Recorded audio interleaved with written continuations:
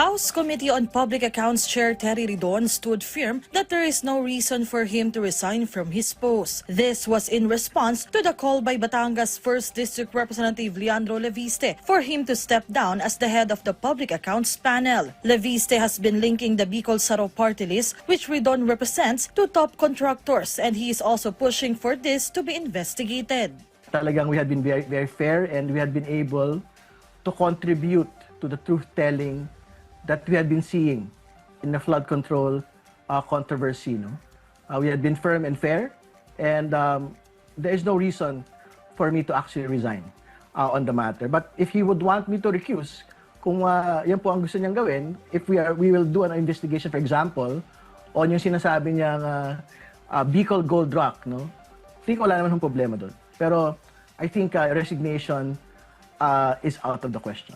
Ridon challenged Leviste to simply release the Cabral files, which he described as a list of alleged 2025 budget insertions and DPWH project proponents that Leviste supposedly obtained from the late DPWH Undersecretary Maria Catarina Cabral. Leviste has also dragged Ridon into this, even though Ridon was not yet a representative at that time. Bisperas na ng Pasko bukas, so tingin ko dapat yun po muna unahin natin.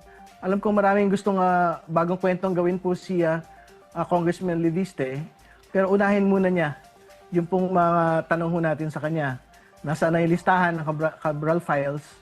Pangalawa, aminin muna niya na nag-fake news siya at nagsinungaling siya na meron po akong 150 million insertion for the 2025 national budget.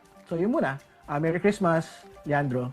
At present, several other lawmakers had also been implicated in the issue of alleged large-scale budget insertions and the flood control scandal. According to House Committee on Ethics Chair J.C. Abalos, anyone may file a complaint with their committee regarding the matter. Well, anything that infringes upon the dignity and integrity of the institution can be a ground for an ethics complaint.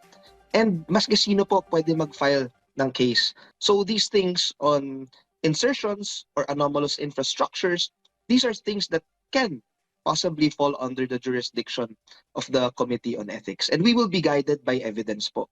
And of course, due process. Melalas Moras from the National TV Network for a new and better Philippines.